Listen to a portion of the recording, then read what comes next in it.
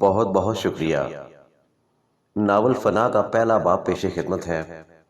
اس کا نام ہے لالٹین، ڈانچہ اور تصویر۔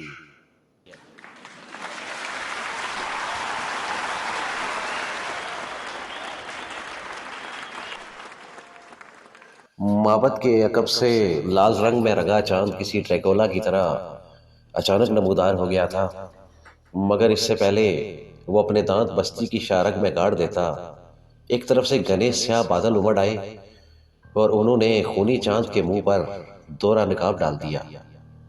چاند کا خونی منہ چھپتے ہی بستی کے کھنڈر نما معبد کے سامنے ایستادہ ریحانہ کے ریسٹ ہاؤس نے خود بھوت کی شکل اختیار کر لی، اور آس پاس اگے درختوں کو چبانے کے لیے اس نے اپنا طریق منہ کھول لیا۔ تیز ہواؤں نے ریسٹ ہاؤس کے اندر نہ صرف ایک طوفان سا اٹھا دیا تھا، بلکہ انہوں نے ریسٹ ہاؤس کی دہلیز پر جھکے درختوں کی ٹہنیوں کو بھی توڑ توڑ کر ریسٹ ہاؤس کے بوڑھے قدموں میں ڈھیر کرنا شروع کر دیا تھا۔ جب بارش کا پہلا چھینٹا پڑا تو ریسٹ ہاؤس کے اندر بجلی کی ایک کڑکدار چیخ گونج اٹھی اور بتدریج آسمان کی طرف اٹھتی چلی گئی۔ پھر دیکھتے ہی دیکھتے یہ چیخ آسمانی بجلی سے ٹکرا کر واپس اجڑا پجڑا ریسٹ ہاؤس کی راہداریوں میں سیاہ ابا میں ملبوس ڈولتا پھرتا ایک ڈانچہ کے ہاتھ میں لہراتی بجھی ہوئی لالٹین کے شعلہ میں بدل گئی، اور پورا ریسٹ ہاؤس ایک بھیانک روشنی میں نہا گیا۔ ریسٹ ہاؤس میں روشنی ہوتے ہی سیاہ ابا میں ملبوس چھینا کا ڈانچہ تیزی سے حرکت میں آ گیا، اور وہ ریسٹ ہاؤس کی پرسرار و پرپیچ راہداریوں میں یوں دوڑنے لگا جیسے فنا اس کے پیچھے لگی ہو۔ کافی دیر دوڑنے کے بعد چھینا کا بوڑھا اور کمزور ڈانچہ ایک کمرہ کے دروازہ کے سامنے آ کر رک گیا، جس کے باہر مینیجر کی سال خوردہ تختی لگی ہوئی تھی۔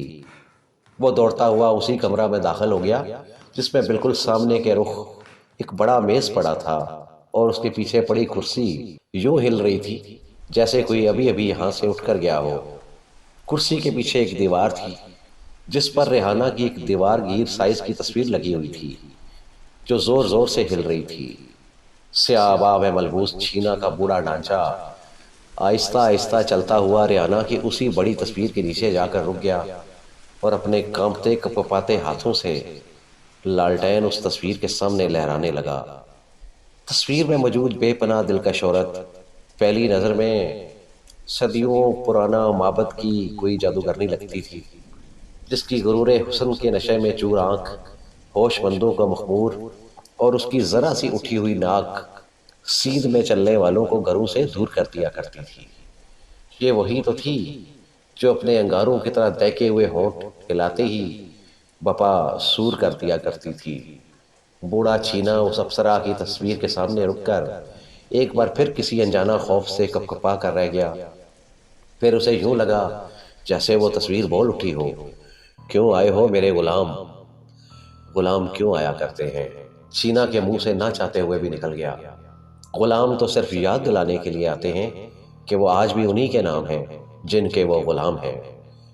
اس بار تصویر کے منہ سے جیسے نکل گیا ہو، عمر رسیدہ فنکار چھینا نے اپنا لمبا اور استخوانی ہاتھ سیاہ ابا سے باہر نکال لیا، اور لالٹین ریحانہ کی تصویر کے سامنے لہرا کر ایک انگلی اس کی طرف اٹھا کر کہنے لگا، اج بھی ورے ہونے کو آئے ریحانہ، تیرے سجن بھی مک گئے اور دشمن بھی، پر اللہ جانتا ہے شمائل کی باتیں آج بھی مجھے سونے نہیں دیتی۔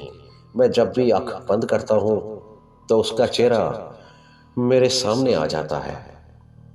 یہ کہہ کر اس نے آنکھوں میں آئے اپنے اتھروں کو لمبی سیاہ ابا کی کف میں چھپا لیا، اور پھر کہنے لگا، سچ کہتا تھا شمائل، باقی کے ساتھ محبت بقا تک پہنچا دیتی ہے، اور فانی کے ساتھ محبت فنا تک۔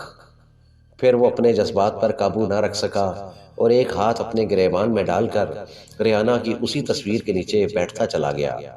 تھوڑی دیر میں وہ اسی تصویر کے نیچے دیوار سے ٹیک لگا کر بیٹھا تھا۔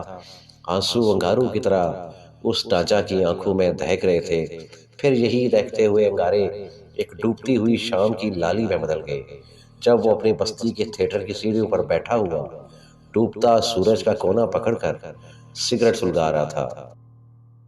بہت بہت شکریہ۔